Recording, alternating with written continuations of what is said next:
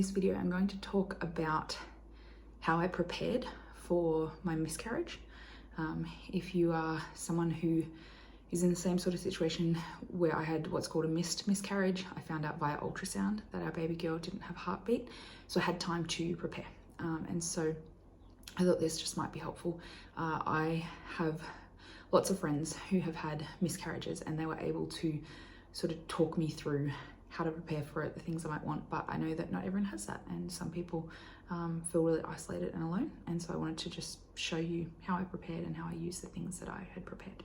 So this is our bathroom. I got 4 yoga mats and I did 2 piles of 2 next to each other, and I put towels down over that. That was in case I felt faint. I didn't end up really needing to use those to lay down, but that was something that I wanted to be prepared for. I also had my big supply of pads. Obviously, I always get these postpartum, and they were really helpful for the miscarriage as well. So they're basically adult nappies, really. But then what you want to grab is maternity pads with no wings, because the wings make the blood leak outside of the nappies, which I discovered when I was using these super ones. That was one of the mistakes I made. I was using super pads, and they're basically useless. You really want maternity pads. There is so much blood, it is not really useful having the smaller pads. So get maternity pads with no wings, put them inside of that, because there's a lot of blood. The other thing I had, which gave me a lot of peace of mind, I really didn't want to flush my daughter away. I really wanted to be able to bury her. It's very confronting collecting all of the blood and all of the clots, but this is called a urinary pan. It sits at the front of the toilet, and it makes sure that nothing's gonna drop away. That gave me a lot of peace. I would take that out, carry it over to the sink. Obviously disgusting, and I'm giving this a really good clean down. I got rid of all of my toothbrush stuff when I was doing it. But I had a bigger sieve, which I would put down, and I had a little sieve, and then I would tip all of the clots through into that. And then I had all of these bowls set up. So I had this big one. I had baking paper in it so that the bowls themselves weren't really getting messy and disgusting. But I would put all of the clots into this big one when they came out. And then when I was ready, I would go through them, which is very confronting. But it was sort of my thing that I felt like I was doing for my daughter, was trying to find her and make sure that I could bury her. So she was actually one of the first things to come out, and it was quite defined. She had passed away at 8 weeks, so she had sort of a sac, quite a big sac, and there was like a really tiny umbilical cord coming out of it and a tiny placenta on the end of that. And then I was able to open up the sac, and then that's what this bowl was for. I had filled this up with saline water, so 1 teaspoon of salt to 2 cups of water. I'd filled that up ahead of time, and the saline water sort of acts as a preservative and can help you clean them if you're wanting to do that. I totally understand a lot of people won't want to do that. It was just an important part of the grieving process for me. Had my Panadol and Nurofen, kept changing them, got all of my toothbrush supplies out of here. They've only just come back in. And this small bowl, what I did with this, even though I was fairly confident that I had found her pregnancy sac, I couldn't see her really defined. Like, I've seen some photos online where they could see almost like sort of translucent skin of the baby and their head and all of those things. There was a lot of blood in the sac of my one, and so I could see the shape of her that looked exactly like the ultrasound, and obviously the umbilical cord, all those things, but I was still nervous that I would miss her. So what I did with this one was, when I went through the clots, anything that I found that was like a little bit more fleshy, a little bit more like I wasn't quite sure exactly what it was, then I would put that in this bowl.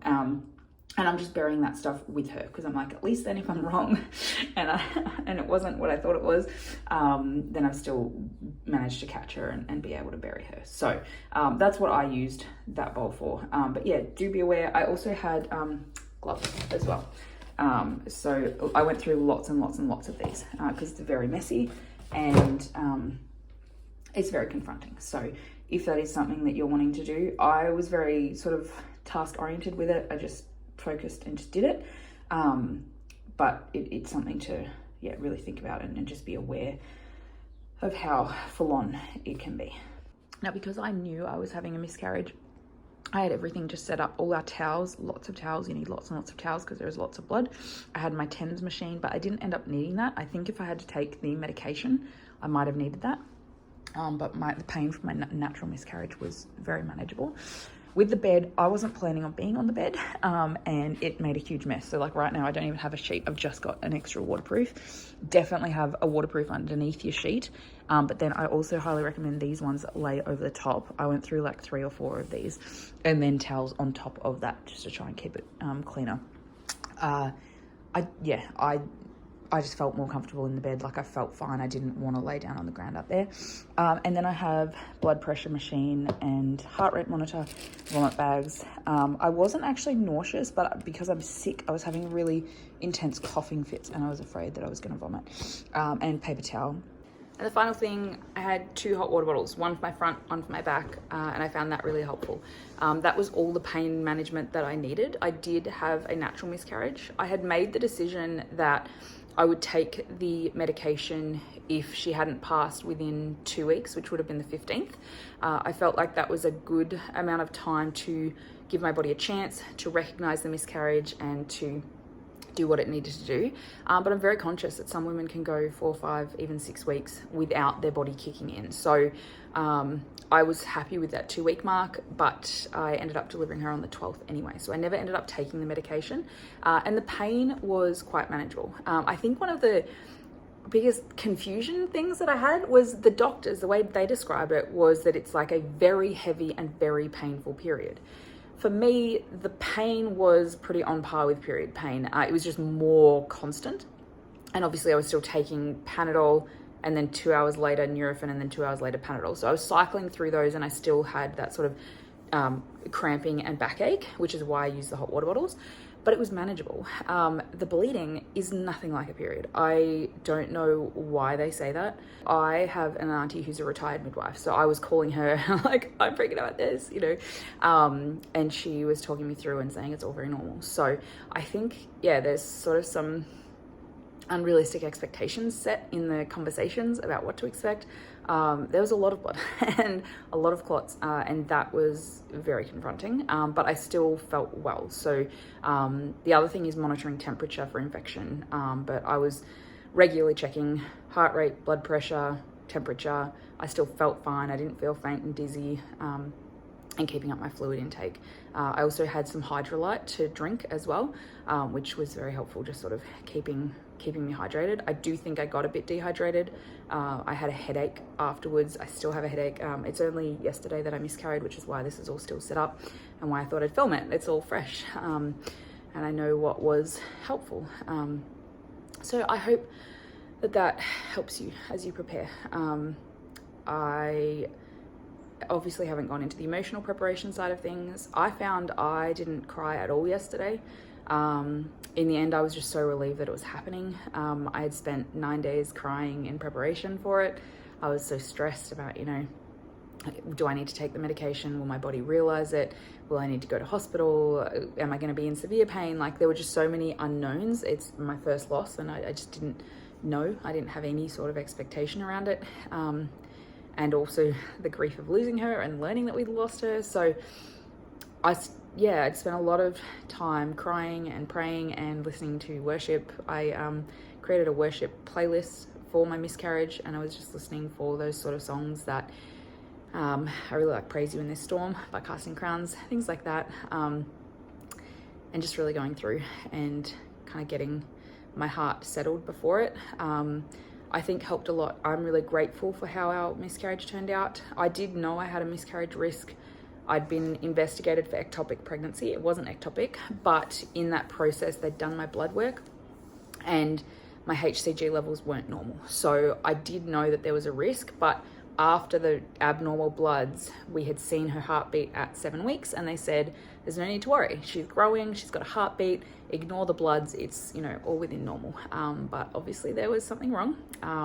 So she grew for another week after that. And then at the 9-week ultrasound, we found out she didn't have a heartbeat. And I'm really glad we found out. I almost canceled that because I'd already had like 3 scans by that point. But I wanted to check on her. I wanted to see, you know, how things were going because I knew I'd had the bad bloods. And I'm glad I had warning. It meant I could prepare. It meant I could catch her. She was one of the very first things that came out. And so if I didn't have that warning, that preparation, I think all of it would have been just so much more confronting and overwhelming yesterday. But because I'd sort of had 9 days to prepare myself a little bit for it, I was able to have a lot of peace and just relief that, relief that my body had kicked in, relief that I was able to catch her, relief that it wasn't too painful, like it was manageable, relief that I didn't have to go to hospital in the end. I was kind of borderline. I think I was getting to a point, I'd had 6 hours of heavy bleeding. I was getting to a point where I was like, I might need to go to hospital if it doesn't stop bleeding. But then in the hour following that, it did halve the amount of blood that I was losing. So it's full on and my heart is with you, and it's really hard, it's really full on, but I do hope that there's some things in here that might help you prepare.